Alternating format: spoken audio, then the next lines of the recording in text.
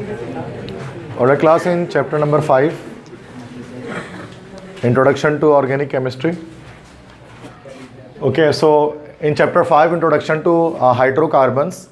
So we are going to have the second lecture here today. तो last time मैंने जो है वो फर्स्ट लेक्चर आपको दिया है, तो ये लेक्चर 2 स्टार्ट हो रहा है चैप्टर 5 का सेकेंडरी केमिस्ट्री में, और उसमें भी अच्छी खासी चीज़ें कवर करेंगे आज हम।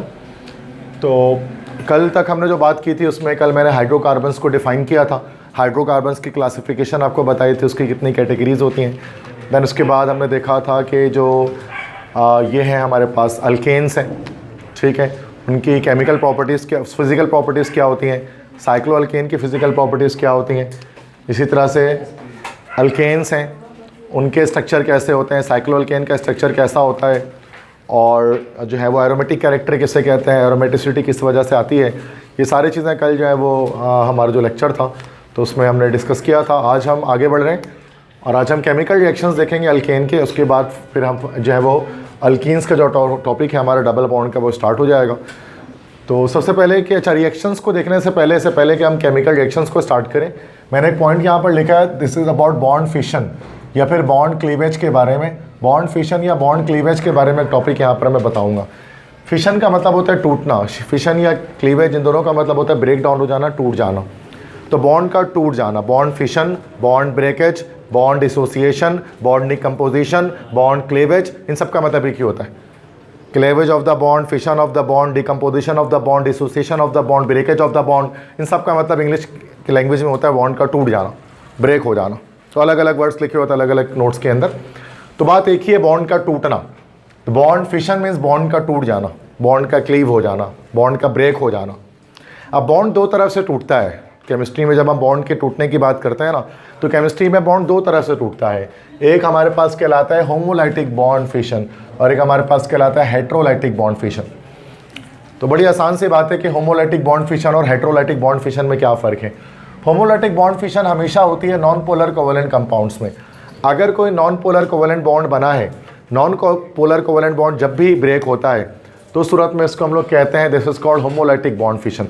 और अगर कोई पोलर कोवेलेंट बॉन्ड के बीच का बॉन्ड ब्रेक होता है, कोई पोलर कोवेलेंट बॉन्ड है, जब वो टूटता है तो उसको हम कहते हैं हेट्रोलाइटिक बॉन्ड फिशन। अब नॉन पोलर कोवेलेंट कंपाउंड्स कौन से होते हैं, जैसे कल मैंने आपको बताया था कि अगर दो सेम एटम के बीच का बॉन्ड बना है, दो एक जैसे एटम मिलकर बॉन्ड बना रहे हैं, तो फिर वो हमारा नॉन पोलर कोवेलेंट बॉन्ड होता है, ठीक है। जैसे कि H2, Cl2, O2, N2, F2, Br2, I2। तो इनमें जो बॉन्ड होता है, ये तो हम 9th क्लास से पढ़ते हुए आ रहे हैं कि भाई ये नॉन पोलर कोवेलेंट बॉन्ड है। ये एक बेसिक हम बच्चों को, छोटे बच्चों को समझाने के लिए ही बताते हैं कि जब दो सेम एटम मिलते हैं तो सूरत में हमारे पास जो है वो बॉन्ड की जो फॉर्मेशन होती है वो हमारे पास कहलाता है दिस इज कॉल्ड, जो बॉन्ड टूट वो नॉन पोलर कोवेलेंट बॉन्ड होता है। 9th क्लास में हम बच्चों को, 10th क्लास में यही बात बताते हैं। लेकिन कल भी मैंने आपको जैसे एक बात बताई थी कि अगर दो डिफरेंट एटम्स भी अगर बॉन्ड बना रहे हैं और उनके बीच का डिफरेंस ऑफ इलेक्ट्रोनेगेटिविटी अगर बहुत ज़्यादा नहीं है, बहुत थोड़ा है, तो उस सूरत में भी हमारे पास जो है वो नॉन पोलर कोवेलेंट बॉन्ड कहलाता है। जैसे कि मैंने कार्बन और हाइड्रोजन के बॉन्ड की बात की थी, तो कार्बन और हाइड्रोजन का जो बॉन्ड होता है ना, वो बॉन्ड हमेशा नॉन पोलर बॉन्ड होता है, अगरचे दे आर डिफरेंट एटम्स। इसकी पीछे रीज़न यही होती है कि मैंने बताया था कि कार्बन की जो हमारे पास इलेक्ट्रोनेगेटिविटी है वो हमारे पास होती है 2.5 और जो हाइड्रोजन की इलेक्ट्रोनेगेटिविटी होती है वो होती है 2.1 और एक 0.4 का एक डिफरेंस होता है, एक स्लाइट सा एक फ़र्क होता है इनके इलेक्ट्रोनेगेटिविटीज़ के बीच में। और इलेक्ट्रोनेगेटिविटी किसे कहता है, अगर बिल्कुल ही कॉन्सेप्ट किसी का लो है केमिस्ट्री में, तो इलेक्ट्रोनेगेटिविटी क्या है, नॉर्मल उर्दू में बोले तो इलेक्ट्रॉन खींचने की ताकत, मुश्किल अंग्रेजी में बोले तो the power of an atom to attract the shared pair of electron towards itself. और आसान सी भाषा में बोलें तो इलेक्ट्रॉन खींचने की जो ताकत अल्लाह ताला ने एटम के अंदर रखी वो इलेक्ट्रोनेगेटिविटी है।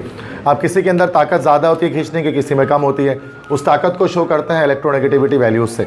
सबसे ज़्यादा इलेक्ट्रोनेगेटिव हमारा फ्लोरीन होता है, उसकी वैल्यू 4.0 होती है, और सबसे कम इलेक्ट्रॉन खींचने की ताकत सीजियम में होती है, इसकी वैल्यू 0.7 होती है। बाकी तमाम जो बच गए 116 एलिमेंट, इन सब की वैल्यूज़ 0.7 से बड़ी और 4 से छोटी होती है। ये आसान भाषा में मैंने, जिसको बिल्कुल ज़ीरो केमिस्ट्री आती है उसके लिए मैंने बता दिया, ठीक है। जिसको आती है वो तो बोर हो गए मेरी क्लास में कि सर इतनी बच्चों वाली बातें क्यों करते हैं आप क्लास में। कुछ बच्चे लेक्चर देखते हुए कहते हैं कि सर इतनी आसान बातें आप बताते हैं, हम सेकेंडरी के बच्चे आप हमें ये सब बता रहे हैं। मैंने बोला भाई अक्सर हर बच्चे ऐसे नहीं होते हैं, कुछ बच्चों को बिल्कुल ही जो कॉन्सेप्ट होता है उसको फेल तो नहीं होने दे सकते ना भाई, हम कुछ ना कुछ समझा दें ताकि उनको क्लियर हो जाए चीज़ों के बारे में। और अक्सर टीचर मैंने यूट्यूब पे भी देखा है कि वो बेसिक नहीं बताते, वो डायरेक्ट एकदम हवा में उड़ जाते हैं। तो फिर क्या होता है, बच्चे उसको फिर जाहिर सी बात है लाइक नहीं करते उन चीज़ों को फिर, जबकि वो बहुत अच्छा पढ़ा रहे होते हैं। मैं जब देखता हूँ उन टीचर्स को तो मुझे लगता है यार क्या शानदार पढ़ा रहे टीचर ये, लेकिन उसमें ना व्यूज़ आते हैं ना बच्चे देखते हैं, क्यों? चूँकि वो बहुत ऊपर से आते हैं। अब मेरे जैसा टीचर तो समझ जाएगा कि आम सा बच्चा जिसको केमिस्ट्री से नफरत है वो तो नहीं समझेगा, वो तो और भागेगा वहाँ से। ऐसा ही होता है, अक्सर आपने देखा होगा। तो मैं यही कोशिश करता हूँ कि इस तरह से आपको बताऊँ कि यार बेसिक्स से क्लियर हो जाए। तो इलेक्ट्रोनेगेटिविटी इलेक्ट्रॉन खींचने की ताकत है, इलेक्ट्रॉन खींचने की ताकत है, जिससे इलेक्ट्रॉन खींचता है एक एटम को, एक इलेक्ट्रॉन को। तो अब कार्बन और हाइड्रोजन की ये वैल्यूज लगभग सेम होती हैं, तो इसलिए कार्बन हाइड्रोजन के बीच जब भी बॉन्ड बनता है तो ये हमारा नॉन पोलर कोवेलेंट बॉन्ड होता है। ये जो बॉन्ड आपको दिख रहा है, ये वाला बॉन्ड जो आपको दिख रहा है, ये बॉन्ड, ये सारे बॉन्ड, ये हमारे पास नॉन पोलर कोवेलेंट बॉन्ड्स हैं। और नॉन पोलर कोवेलेंट बॉन्ड्स जब भी टूटते हैं तो ये हमारे पास कहलाता है दिस इज होमोलैटिक बॉन्ड क्लेवेज। अब अगर ये बॉन्ड टूटेगा, लेट्स सपोज टू से कि अगर हम इस बॉन्ड को तोड़ दे रहे हैं, अब ये बॉन्ड टूटेगा तो अब दोनों, अब जाहिर सी बात है एक जो बॉन्ड बनागा वो 2 इलेक्ट्रॉन से मिलकर बना होगा, 2 इलेक्ट्रॉन से मिलकर बना होगा। तो क्या होगा कि वो जो दोनों अपने अपने, इसने अपने एक इलेक्ट्रॉन दिया होगा, इसने अपने एक इलेक्ट्रॉन दिया होगा इस बॉन्ड को बनाने के लिए।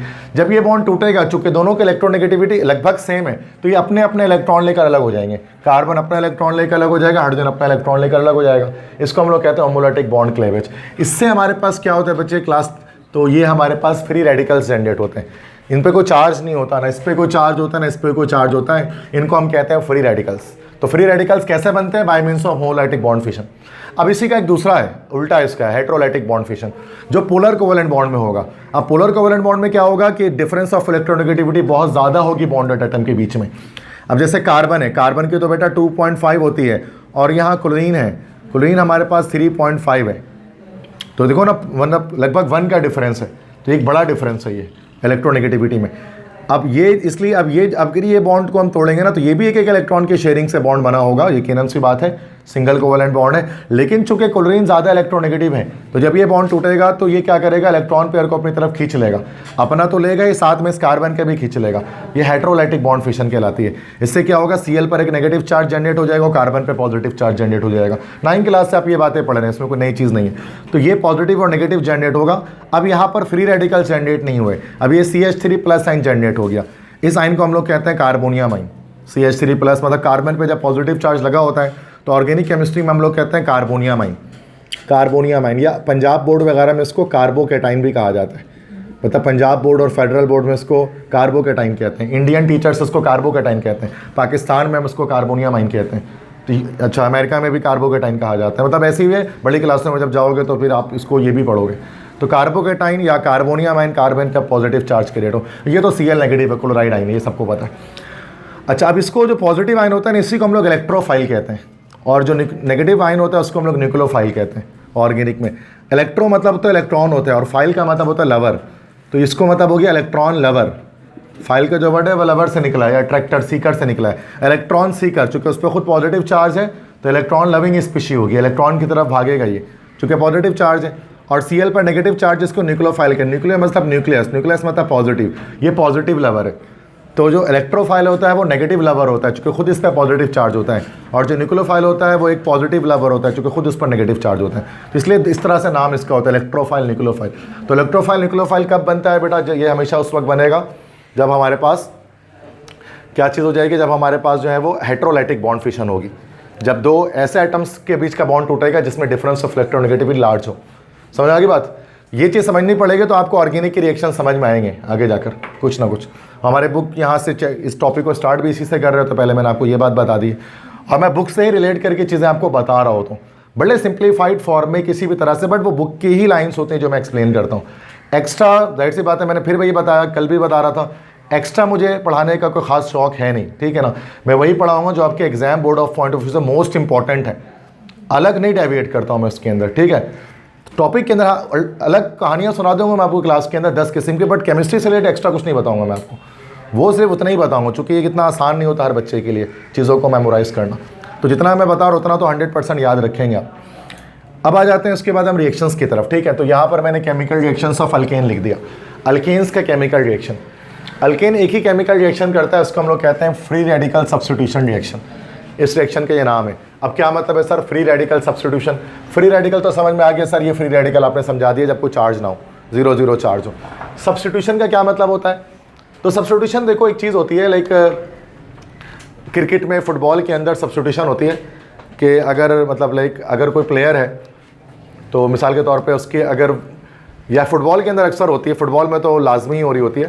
तो फुटबॉल अगर आपने कभी देखा है फुटबॉल मैचेस को, तो उसमें क्या होता है कि जब कोई, चूँकि क्रिकेट में तो क्या होता है इतना थकन नहीं होती है गेम में, क्रिकेट के खेल में इतनी ज़्यादा थकन, इतनी ज़्यादा टाइटनेस नहीं है। मिसाल के तौर को मतलब किसी को अगर बिल्कुल आपने मिड ऑन पे खड़ा कर दिया है, कवर पे खड़ा कर दिया पीछे, अब वो खड़ा ही रहेगा, अब वो सेल्फी ले सकता है, स्टेडियम के साथ हाथ हिला सकता है ना, मतलब इस तरह से बस खड़े हो गए, या फिर सोच भी सकता है, मतलब बॉल आ गया तो आ गया उसके पास, वरना खेल तो उसमें बॉलर और बैट्समैन विकेट कीपर ही रहे होते हैं। बाकी कभी कभी बॉल आ गया किसी के ओवर में एक बार तो आ गया, वरना तो इतना खड़े ही रहना उनको, देखा होगा आपने। लेकिन फुटबॉल का जो मैच होता है ना, उसके अंदर क्या होता है, कॉन्स्टेंट भागते हैं सब, चाहे वो डिफेंडर हो चाहे वो अटैकर हो, वो सभी भाग रहे होते हैं। कभी नहीं देखो कि कैसे करके हाथ बांध के खड़ा हुआ एक आदमी फुटबॉल ग्राउंड के अंदर। गोल कीपर भी हर वक्त ही वो चौकन्ना रहता है, गोल कीपर, चूँकि हर एक 10 सेकंड 15 सेकंड के बाद बॉल उसकी तरफ आ जाता है, ठीक है ना। तो इतना आसान नहीं, गोल कीपरिंग का काम बहुत मुश्किल होता है।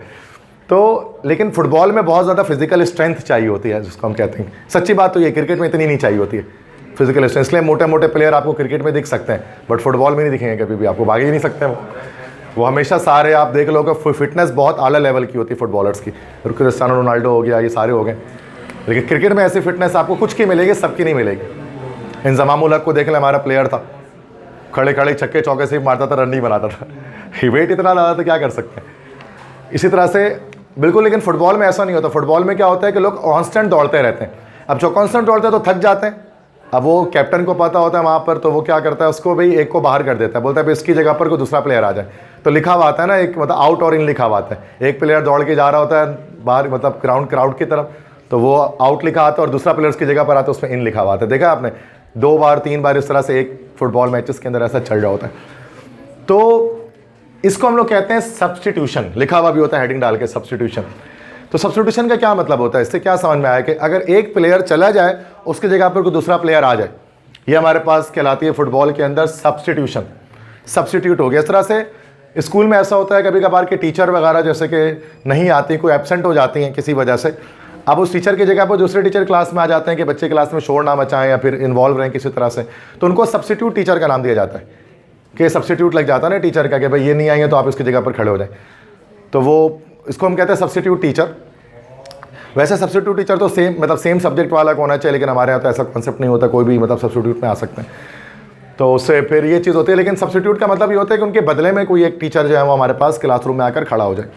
तो सब्स्टिट्यूट का मतलब क्या है, एक जगह पर दूसरा आ जाए, सब्स्टिट्यूट उसका हो जाए।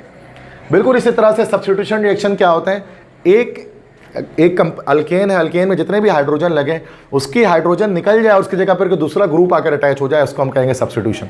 अगर कोई ऐसा रिएक्शन हो रहा है तो वो सब्स्टिट्यूशन है, सिंपल लफ्जों में मैंने आपको बता दिया। तो alkanes undergo substitution reactions, alkane substitution reaction करते हैं। जैसे आप देख लें कि कार्बन के साथ हाइड्रोजन जुड़ा है अल्केन के अंदर, इसमें कोई ए जो है ना वो सब्स्टिट्यूएंट है। अब जो चीज़ सब्स्टिट्यूट हो रही होती है आकर, उसको हम लोग कहते हैं सब्स्टिट्यूएंट, तो ये सब्स्टिट्यूएंट कहलाता है।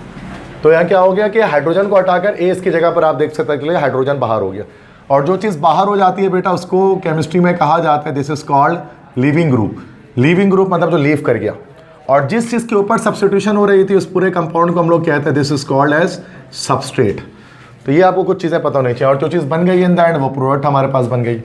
तो सबस्ट्रेट पर एक सब्स्टिट्यूएंट अटैक करता है और उसके किसी एक ग्रुप को उठाकर उसकी जगह पर लग जाता है, जो बाहर निकल जाता है उसको हम लोग कहते हैं लिविंग ग्रुप, बाहर निकलने वाला, छोड़कर जाने वाला ग्रुप, ठीक है। तो ये चीज़ें आपको दुनिया के हर सब्स्टिट्यूशन रिएक्शन में दिखेंगी कि इसी को हम लोग इनऑर्गेनिक में सिंगल डिस्प्लेसमेंट रिएक्शन भी कहा करते थे। सिंगल डिस्प्लेसमेंट के डिस्प्लेस कर दे रहा है एक एटम दूसरा एटम को। तो ऑर्गेनिक जो अल्केन्स होते हैं ना बेटा, अल्केन्स हमेशा सब्स्टिट्यूशन रिएक्शन करते हैं। क्यों करते हैं substitution reaction? Due to their saturated nature, अपने सैचुरेटेड नेचर की वजह से। सैचुरेटेड नेचर होता है मतलब presence of sigma bond, sigma bond उसके अंदर होती है। तो सिग्मा बॉन्ड टूटता है, उसकी जगह पर कोई दूसरा हाइड्रोजन, कोई दूसरा ग्रुप आ जाता है। तो अल्केन्स जितने भी होते हैं, methane, ethane, propane, butane, pentane, सारे के सारे सब्स्टिट्यूशन करते हैं। कोई सवाल अगर आ जाए क्यों करते हैं तो हम बोलते हैं चूंकि सैचुरेटेड होते हैं इस वजह से। क्यों सैचुरेटेड होते हैं ये सवाल आ जाए तो बोलेंगे चूंकि सिग्मा बॉन्ड होता है इस वजह से। और अगर सिग्मा बॉन्ड नहीं होगा, पाई बॉन्ड होगा जैसे अल्कीन्स के अंदर होता है, तो सूरत में ये सब्स्टिट्यूशन नहीं करते हैं, फिर ये एडिशन रिएक्शंस करते हैं। ये आगे की कहानी, आज की नहीं है। तो ये तो एक लाइन आपको मैंने समझा दी कि इसका मतलब क्या है। Next, free radical substitute a hydrogen of alkane so mechanism is free radical substitution. तो सर सब्स्टिट्यूशन समझ में आ गई। ये फ्री रेडिकल सब्स्टिट्यूशन का क्या मतलब है? चूंकि फ्री रेडिकल्स जो होंगे ना वो सब्स्टिट्यूट करेंगे हाइड्रोजन को अल्केन के, दैट्स वाई इनको फ्री रेडिकल सब्स्टिट्यूशन कहा जाता है। तो क्यों फ्री रेडिकल कहते हैं? क्योंकि हाइड्रोजन की जगह पर जो आएगा ना वो एक फ्री रेडिकल होगा, that's why free radical substitution. और फ्री रेडिकल क्या होता है मैंने यहाँ पर आपको बता दिया, ठीक है, जो बॉन्ड टूट के बन जाता है। If hydrogens of alkane are substituted by chlorine free radical then it's called chlorination। अब ये फ्री रेडिकल बहुत सारे हो सकते हैं, hundreds of type of free radical हैं केमिस्ट्री की दुनिया में। उसमें से अगर क्लोरीन आ जा रहे फ्री रेडिकल के तौर पे तो उसको हम लोग क्या बोल देंगे? This is called as free, तो उसको हम लोग कहेंगे क्लोरिनेशन। अगर ब्रोमीन आ जाए तो उसको कहेंगे ब्रोमिनेशन, अगर फ्लोरीन आ जाए तो उसको बोलेंगे फ्लोरिनेशन, आयोडीन आ जाए तो आयोडीनेशन, है ना भाई। अलग अलग ग्रुप आएंगे तो उसके लिहाज से। तो हम यहाँ पर जो डिस्कस करते हैं हमारे कोर्स में जो है वो क्लोरिनेशन है। फ्री रेडिकल के तौर पे Cl जो आ रहा होगा क्लोरीन आ रहा होगा, तो दैट्स वाई इसको हम क्लोरिनेशन ऑफ मीथेन भी कह सकते हैं या क्लोरिनेशन ऑफ अल्केन भी कह सकते हैं, सही है। और क्लोरिनेशन जो मीथेन की होती है, मीथेन की जब हम क्लोरिनेशन करेंगे तो इसमें 3 स्टेप्स होंगे। मैकेनिज्म जब लिखने के लिए आएगा तो उसमें 3 स्टेप्स हमारे पास इसके अंदर एप्लीकेबल होंगे। Step 1, step 2, step 3। अब स्टेप 1 हमारे पास क्या होगा? अच्छा, पहले से पहले कि मैं आपको रिएक्शंस बता दूं, यहाँ पर मैं पहले आपको ओवरऑल रिएक्शन बता देता हूँ, बस जबकि इसको हम एंड में लिखेंगे लेकिन पहले इसको समझा देता हूँ, ये ज़्यादा आसान है। ओवरऑल रिएक्शन से आपको चीज़ समझ में आ जाएगी कि किस तरह से सब्स्टिट्यूशन होती है। जैसे मीथेन है, इसका रिएक्शन Cl2 से हुआ। अब देखो इसका एक हाइड्रोजन हर स्टेप में 4 स्टेप के मतलब 4 रिएक्शंस इक्वेशंस इसके अंदर हम लिखेंगे। हर इक्वेशन में क्या हो रहा होगा? एक हाइड्रोजन निकल रहा होगा और एक क्लोरीन बढ़ रहा होगा। जैसे देखो यहाँ से एक हाइड्रोजन निकला और एक क्लोरीन इसमें बढ़ गया, तो क्या हो गया? ये CH3Cl हो गया। लिख कर दिखाता हूँ, यहाँ से हमारे पास एक हाइड्रोजन निकला और यहाँ से एक क्लोरीन निकला, ये आपस में जुड़ गया तो CH3Cl बन गया और ये H और Cl मिलकर HCl बना गए। तो ये एक तरह से सब्स्टिट्यूशन हो गई। इसके बाद देखो अगले स्टेप में क्या हुआ कि CH, अच्छा ये रिएक्शन उस वक्त तक चलता रहता है जब तक कि सारे हाइड्रोजन ख़त्म ना हो जाए। अब ये CH3Cl आ गया, इससे एक हाइड्रोजन निकला, एक क्लोरीन बढ़ गया तो CH2Cl2 हो गया और HCl दोबारा बन गया। अब इसमें 2 हाइड्रोजन बाकी हैं तो अगला स्टेप आएगा, तो CH2Cl2 में दोबारा एक हाइड्रोजन निकला, एक क्लोरीन बढ़ा तो क्या बन गया? CHCl3। अब आखिरी स्टेप आएगा, CHCl3 से जब Cl2 से रिएक्शन किया तो फिर एक हाइड्रोजन निकला और फिर एक क्लोरीन बढ़ा तो CCl4 बन गया। यहाँ जाकर फाइनली ये रिएक्शन हमारे पास स्टॉप हो जाएगा। तो 4 इक्वेशंस आएंगी और ये सारी के सारी हम यहाँ पर क्या दिख रहे हैं? यहाँ पर हम कर रहे हैं क्लोरिनेशन। इन सब में आपको दिख रहा है कि क्लोरीन रिएक्शन कर रहा है किसके साथ भाई? मीथेन के साथ, जिसमें एक एक करके स्टेप बाय स्टेप वो सारे हाइड्रोजन को ख़त्म कर दे रहा है। और ये जो रिएक्शन होता है ना बेटा, ये जो रिएक्शन क्लोरिनेशन का होता है ये हमेशा क्या होता है? ये एक फोटोकेमिकल रिएक्शन है। और आप जानते हैं फर्स्ट टाइम में आपने पढ़ा था, फोटोकेमिकल रिएक्शन उन रिएक्शंस को कहा जाता है जो in the presence of sunlight होते हैं, सूरज की रोशनी की मौजूदगी में जो रिएक्शन होता है उनको सनलाइट की प्रेजेंस में रिएक्शन जो होता है उनको फोटोकेमिकल रिएक्शन कहा जाता है। तो ये सारे फोटोकेमिकल रिएक्शंस होते हैं। अब इसमें जो कंपाउंड बन रहा है वो भी अलग अलग बन रहा है, आप इसमें देख सकते हैं। जैसे कि यहाँ पर बना दिस इज CHCl, CH3Cl, ये तो अल्काइल हैलाइड बना ना हमारे पास। कॉमन में बोलेंगे मिथाइल क्लोराइड, IUPAC में बोलेंगे क्लोरोमीथेन। नाम मैंने चैप्टर 4 में आपको बता दें, नेक्स्ट वीक इसका टेस्ट है। आज होना था वैसे, अब नेक्स्ट वीक होगा, आज इंग्लिश का हो रहा है टेस्ट। इसी तरह से CH2Cl2 ये हमारे पास मिथाइल डाइक्लोराइड हो जाएगा या फिर डाइक्लोरोमीथेन। ये हमारे पास क्या हो जाएगा? This will be called as, common में इसका नाम लिख देंगे दिस इज मिथाइल ट्राइक्लोराइड, या IUPAC में इसका नाम हम क्या लिख देंगे? ट्राइक्लोरोमीथेन।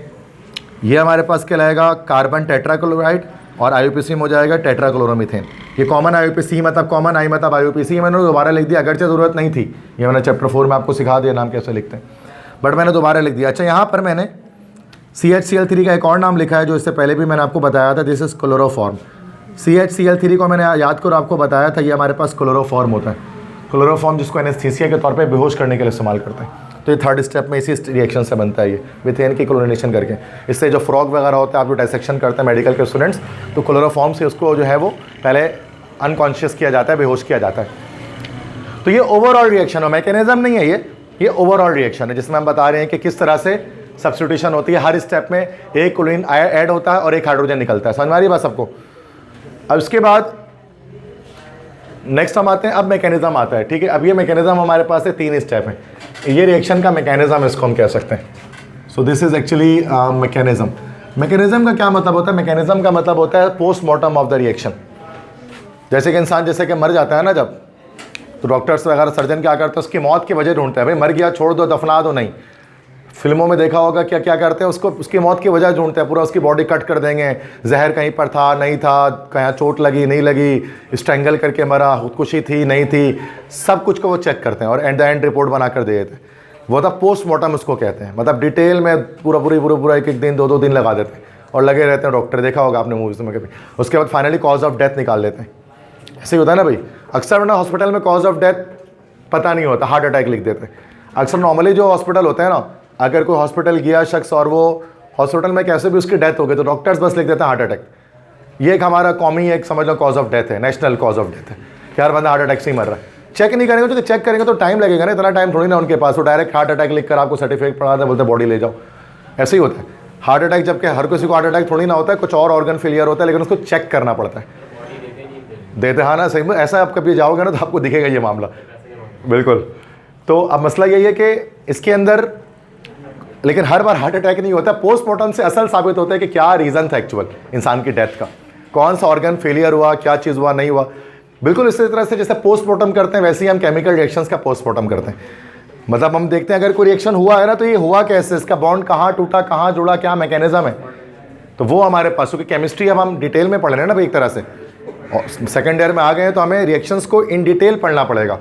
जैसे एक बच्चा मेडिकल का स्टूडेंट जब MBBS में जाकर सर्जरी करता है तो डिटेल में कर रहा होता है, इसी तरह से अब हम सर्जरी करेंगे किसके, केमिकल रिएक्शंस की, ठीक है। तो ये मैकेनिज्म होता है और यही केमिस्ट्री कहलाती है, रिएक्शंस को समझ लेना ठीक तरह से कि वो कैसे होते हैं। तो 3 स्टेप इसके अंदर आएंगे जो आपको पेपर में लिखने होंगे। Step 1 chain initiation, step 2 chain propagation, step 3 chain termination. Chain शुरू होगा, चेन आगे बढ़ेगा और चेन बंद हो जाएगा, खत्म हो जाएगा। 3 स्टेप होंगे। चेन इनिशिएशन पहला स्टेप है, ये एक फोटोकेमिकल स्टेप होता है। फोटोकेमिकल से मुराद यही वो रिएक्शन होता है जो सनलाइट के प्रेजेंस में होता है। सबसे पहले हमारे पास इसके अंदर क्लोरीन फ्री रेडिकल्स जनरेट होते हैं सबसे पहले स्टेप में, ठीक है। मतलब यही एक रिएक्शन की जो पहली इक्वेशन है ना, इसको ही करने के लिए हमारे पास जो है ना वो 3 स्टेप्स चाहिए होंगे। सबसे पहले क्या होगा, ये जो Cl2 है ना क्लोरीन, इसके बीच का single covalent bond break down होगा। अब आप देख सकते हैं ये Cl2 मैंने बनाया है, 2 क्लोरीन मौजूद है, ये तो आती है ना सबको बनाना बॉन्ड, तो ये तो आई होप सो कि आपको ये आता होगा। ये बहुत बेसिक चीज़ होती है कि बॉन्ड कैसे बना। बोलेगा सर ये डंडी क्यों आ गई इसमें, ये नुक्ता क्यों आ गया इसके चारों तरफ, तो यार ये सॉरी टू से हम नहीं बता सकता, ठीक है। और बच्चे अनसब्सक्राइब करके भाग जाएंगे चैनल मेरा, बोलेंगे बहुत पका रहे हैं सर ये, तो इतना ये सबको आता है। चूँकि ये कोई टीचर दुनिया में आपको बताएगा नहीं सेकेंडरी के लेवल पे कैसे बन गया ये, ठीक है, सही बात है ना भाई। और अगर आपको नहीं पता होगा तो आप सेकेंडरी आप में आ ही नहीं सकते, इसका मतलब है ना, मतलब आपको केमिस्ट्री बिल्कुल भी जीरो है, तो आपने 9-10 कैसे क्लियर कर लिया। तो वो है कि बच्चों को पता ऑरेंगेटॉन में पढ़ा रहे हो ओके, वरना ऐसा होता नहीं है कि 9-10 अगर बच्चे ने किया है तो उसको 100% ये बात पता होगी कि ये क्या हो रहा है, सही तरह से कर लिया है तो। ओके, Cl2 की बात अगर हम करें, क्लोरीन के अंदर बात करें तो सिंगल कोवेलेंट बॉन्ड मौजूद है इसके अंदर। अब क्या होगा कि सनलाइट की मौजूदगी में क्या होगा, बॉन्ड क्लेवेज होगी, ये बॉन्ड टूटेगा। और आप जानते हैं ये होमोलाइटिक बॉन्ड क्लेवेज होगी। होमोलाइटिक हो गया ना, 2 सेम एटम के बीच का बॉन्ड टूटेगा तो अपना अपना इलेक्ट्रॉन लेके ये अलग हो जाएंगे, तो ये अपना इलेक्ट्रॉन लेके अलग, ये अपना, तो ये क्या जनरेट हो गया हमारे पास, क्लोरीन फ्री रेडिकल्स जनरेट हो गए। अब ये फ्री रेडिकल जाकर अटैक करेंगे। Step 2 chain propagation. प्रोपेगेशन का मतलब होता है ट्रैवल करना, सफ़र करना, तो इसका मतलब होता है ट्रैवलिंग। अब चेन ट्रैवल करेगा, आगे बढ़ेगा, कैसे, ये हमारे पास एक मीथेन है, CH3 बॉन्ड H, मतलब वही ना CH4 है ये, तो मैंने इसका एक बॉन्ड खोल दिया हाइड्रोजन का दिखाने के लिए, चूँकि अब हम थोड़ा डिटेल में जा रहे हैं। तो CH3 को मैंने CH3H लिख दिया, बात तो वही है, CH4 ही, ऐसे भी लिख सकते थे, ऐसे भी लिख सकते थे, बात तो एक ही है, ठीक है। तो जो जगह नहीं थी मेरे पास तो मैंने इसको क्या कर लिया, ऐसे करके CH3H करके लिख दिया, बात तो वही है। अब क्या होगा कि ये बॉन्ड टूटेगा यहाँ से, और ये बॉन्ड भी आपको पता है हमारे पास एक जो है वो नॉन पोलर बॉन्ड है कार्बन हाइड्रोजन का, तो अपने अपने इलेक्ट्रॉन लेकर अलग हो जाएंगे। तो ये बॉन्ड यहाँ पर एक फ्री रेडिकल जनरेट होगा। अब क्या होगा कि सबसे पहले जो Cl है ना, इस H से रिएक्शन कर लेगा हाइड्रोजन से, HCl बना के अलग हो जाएगा और ये CH3 डॉट अलग हो जाएगा, this is methyl free radical, ये मिथाइल फ्री रेडिकल हो गया। फिर दूसरा जो क्लोरीन है, ये क्लोरीन ने तो चलो HCl बना लिया, अब दूसरा वाला ये वाला जो क्लोरीन था ये क्या करेगा, इस CH3 के साथ अटैक करके CH3Cl बना देगा मिथाइल क्लोराइड। ये फर्स्ट स्टेप का ये बन जाएगा हमारे पास, ठीक है, ये बन गया हमारे पास। और उसके बाद फिर क्या होगा कि this step goes on until all the hydrogen atoms are substituted by chlorine free radical. अब इसी तरह से चलता रहेगा प्रोसेस, टाइम टू टाइम चलता रहेगा। मतलब एक अगला मॉलिक्यूल Cl2 को टूटेगा, फिर एक Cl जाकर अटैक करेगा इसके ऊपर बॉन्ड तोड़ के, ये चलता रहेगा सारा हाइड्रोजन, जैसे मैंने यहाँ पर ओवरलोड रिएक्शन में दिखा दिया, सही है। तो अब इसके नीचे इसको लाइन से ना ऐसे नहीं दिखाना है, ऐसे वरना 3 पेज बिला में लग जाएगा आपका। आप दिखाते जाओगे कि एक बॉन्ड तोड़ तोड़ के आपने यहाँ दिखा दिया ना, तो यहाँ दिखाने की ज़रूरत नहीं है। यहाँ बस एक पहले स्टेप का ही मैकेनिज्म सिर्फ आप शो कर दो, बस कर सकते हैं, वो भी नंबर नहीं कटेंगे, लेकिन एक्स्ट्रा टाइम वेस्टेज है, टाइम बचाना चाहिए पेपर के अंदर, ज़ाहिर नहीं, क्योंकि ना बुक में है ना आपको लिखना होता है, ठीक है, बुक भी खोलेंगे तो उससे आगे नहीं लिखा होगा। नेक्स्ट इसके बाद स्टेप 3 है चेन टर्मिनेशन। जब सारे मान लें सारे हाइड्रोजन खत्म हो गए, जितने भी हाइड्रोजन थे सबके सब खत्म हो गए, CCl4 बन गया, कार्बन टेट्राक्लोराइड बन गया, अब क्या हो गया, चेन टर्मिनेशन हो गया। अब जो बचे हुई चीज़ें होंगे वो आपस में रिएक्शन करना शुरू कर जाएंगे, क्योंकि सारे हाइड्रोजन तो खत्म हो गए, तो Cl जो था क्लोरीन फ्री रेडिकल जो बचे होंगे आपस में रिएक्शन करके Cl2 बना लेंगे, फिर CH3 बाकी जितने भी Cl होंगे उसके साथ CH3Cl बना लेगा। अगर मिथाइल रेडिकल्स बचे हुए इन द एंड, तो 2 मिथाइल रेडिकल्स आपस में ज्वाइन होकर CH3 ये क्या हो गया हमारा, C2H6 हो गया, इथेन हो गया, इथेन की फॉर्मेशन कर लेंगे।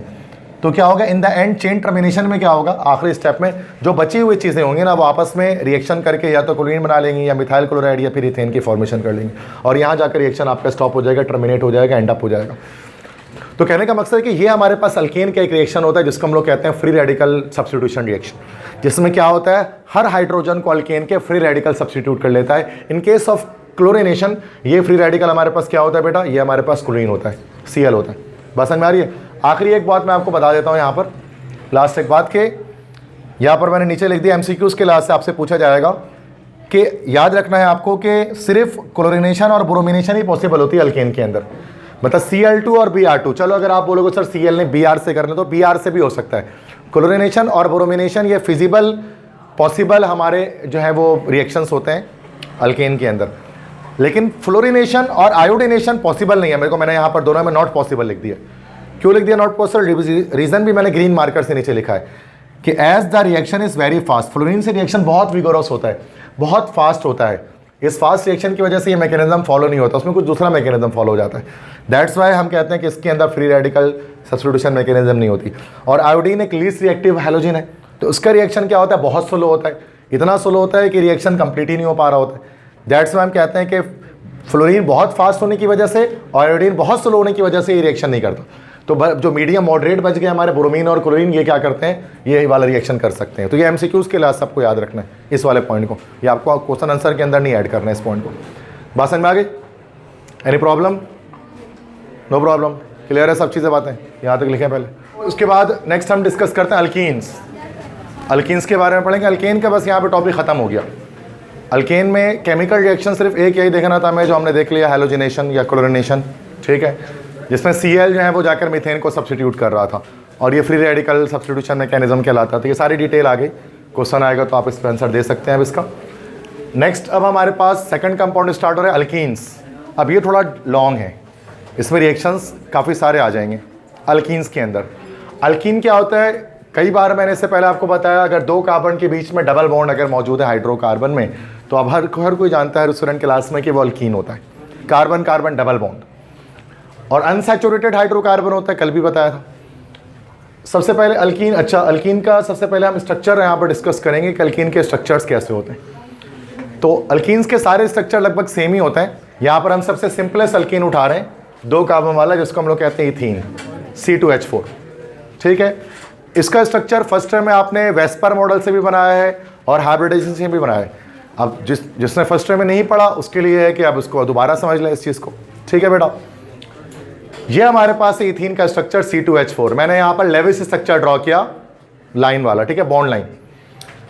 2 कार्बन है, दोनों के बीच में डबल बॉन्ड है, हर कार्बन के साथ 2-2 हाइड्रोजन अटैच है, कार्बन के 4-4 बॉन्ड पूरे हो रहे हैं हर। अच्छा टोटल इसके अंदर देखा जाए तो टोटल इसके अंदर आप देख सकते हैं 5 सिग्मा बॉन्ड मौजूद है और 1 पाई बॉन्ड मौजूद है।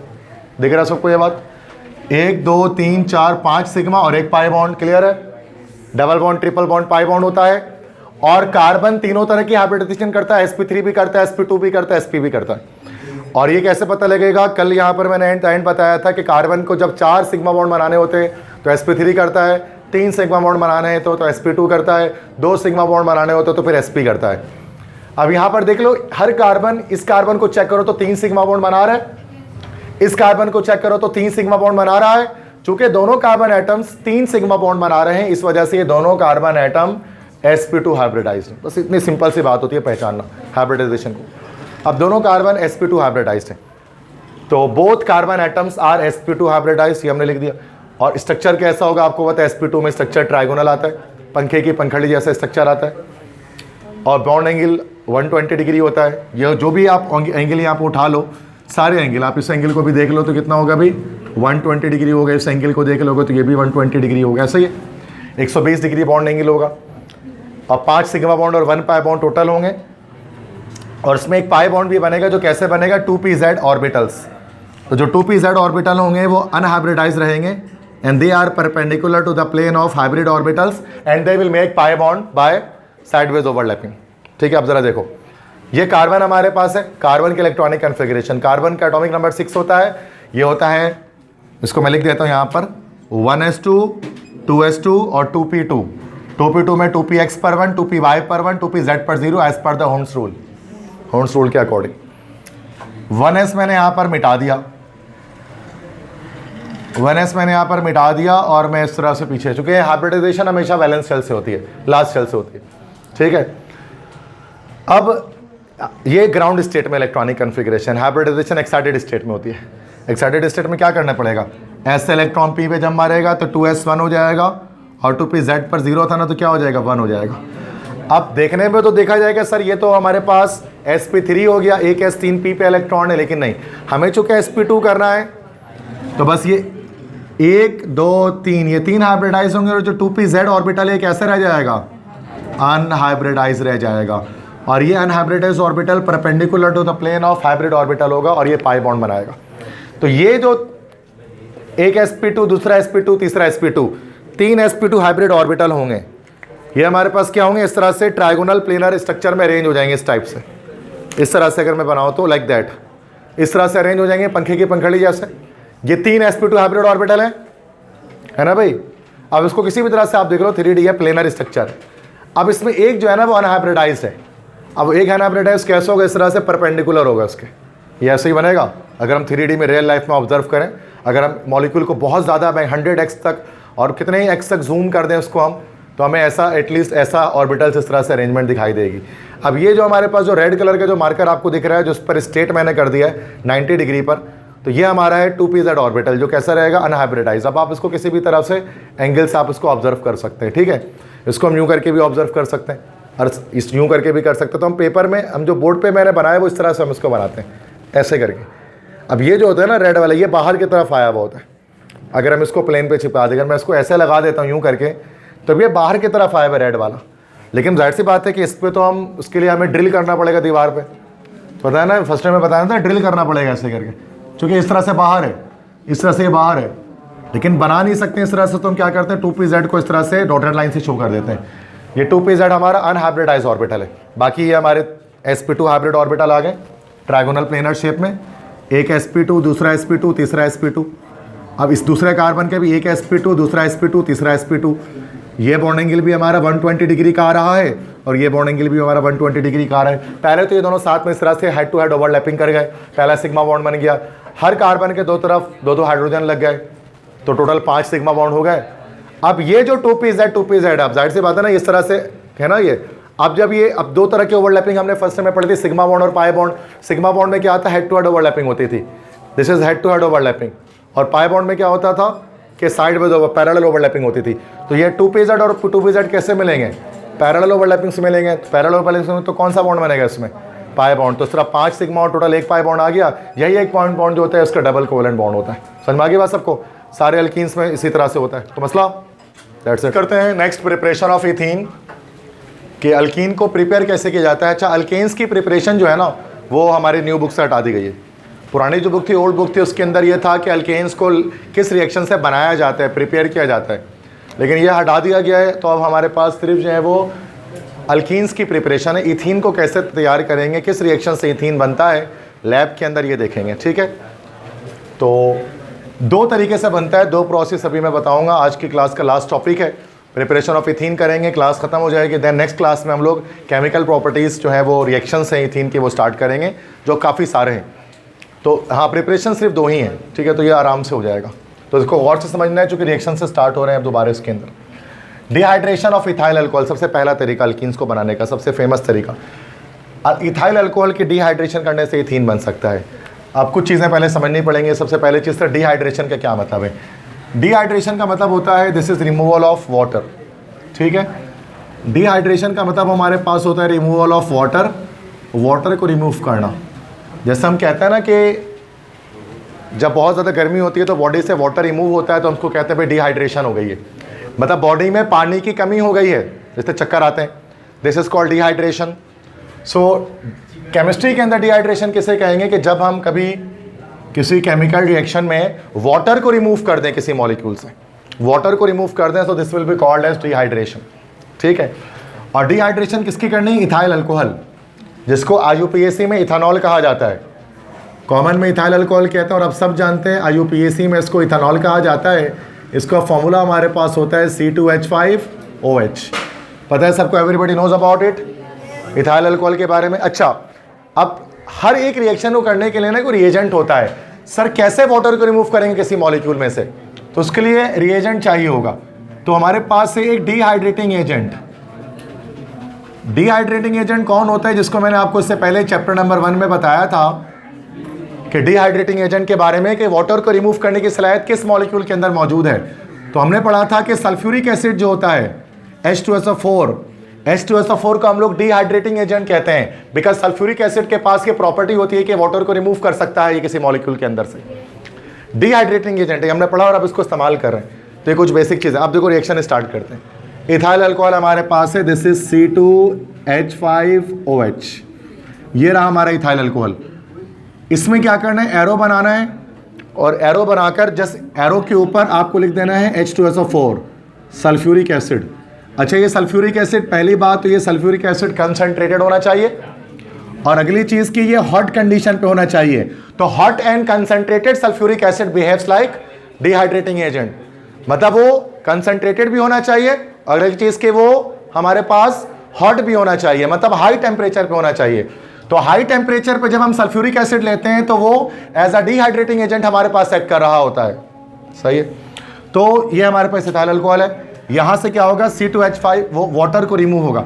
अब वाटर रिमूव करना है तो देखो OH यहाँ से निकाल दो और यहाँ से H निकाल दो। जब यहाँ से OH और यहाँ से H निकाल देंगे तो क्या बचेगा? C2H4 बच जाएगा, और देखो ये रहा वाटर रिमूव हो गया। समझ में आया सबको? कितना आसान इक्वेशन है। तो ये इथीन की फॉर्मेशन होगी। ये पहला तरीका होता है इथीन को बनाने का, कि इथाइल अल्कोहल में से H2O को रिमूव कर देंगे तो हमारे पास इथीन बन जाएगा। ओके, उसके बाद सेकंड हमारे पास है डिहाइड्रोहैलोजिनेशन ऑफ RX। ठीक है, अल्काइल हैलाइड की डिहाइड्रोहैलोजिनेशन। सुनो अब जरा गौर से इसको, ये थोड़ा लॉन्ग है। RX की डिहाइड्रोहैलोजिनेशन से भी हम लोग बना सकते हैं भाई किसको भी, अल्कीन को या इथीन को। सबसे पहले ये समझना है कि डिहाइड्रोहैलोजिनेशन किससे कहते हैं। RX तो हमें पता है, this is alkyl halide. RX alkyl halide होता है, जैसे इथाइल क्लोराइड, ये सब, ये सारी चीज़ें। ठीक है, तो ये हमने RX का तो हम सबको पता है, कोई नई चीज़ नहीं। हाँ, ये एक नई बात मिली है सर, ये डिहाइड्रोहैलोजिनेशन क्या लिखा है आपने? देखो, डिहाइड्रोहैलोजिनेशन 3 वर्ड से निकला। डी, एक वर्ड ये रहा, फिर हाइड्रो, फिर हैलोजिनेशन। तो डिहाइड्रोहैलोजिनेशन का मतलब होता है this is removal of hydrogen and halogen. अगर आप किसी रिएक्शन में हाइड्रोजन को और हैलोजन को, इन दोनों को रिमूव कर रहे हैं एक साथ, एक ही मॉलिक्यूल से हाइड्रोजन और हैलोजन ये दोनों रिमूव हो रहे हैं, तो इनको कहा जाता है, इस रिएक्शन को कहा जाता है डिहाइड्रोहैलोजिनेशन।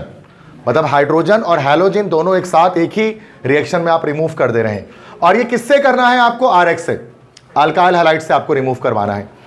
अब सबसे मेन चीज़ की एजेंट होना चाहिए, जैसे कि डिहाइड्रेटिंग एजेंट था, तो डिहाइड्रोहैलोजिनेटिंग एजेंट भी हमारे पास एक होता है।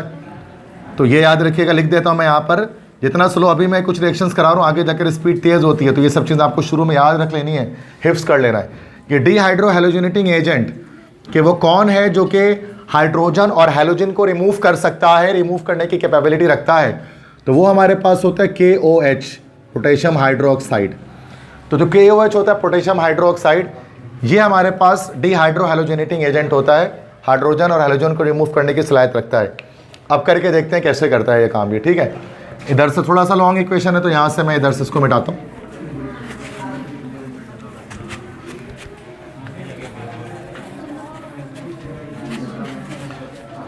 ठीक है, अब देखें, RX में हम कोई अल्काइल हैलाइड ले लेते हैं, जैसे कि इथाइल क्लोराइड ले सकते हैं। RX अल्काइल हैलाइड है ना भाई, ये जो RX हमारे पास है दिस इज अल्काइल हैलाइड। अब कोई भी अल्काइल हैलाइड ले सकते हैं, चूंकि हमें इथीन बनाना है तो 2 कार्बन वाला अल्काइल हैलाइड ले लेते हैं। तो 2 कार्बन अल्काइल हैलाइड हमारे पास क्या होता है, C2H5, बाकी Cl ले लेते हैं। इथाइल क्लोराइड या chloroethane, what ever you can say, तो C2H5Cl लेते हैं। तो ये हमारे पास आ गया C2H5Cl।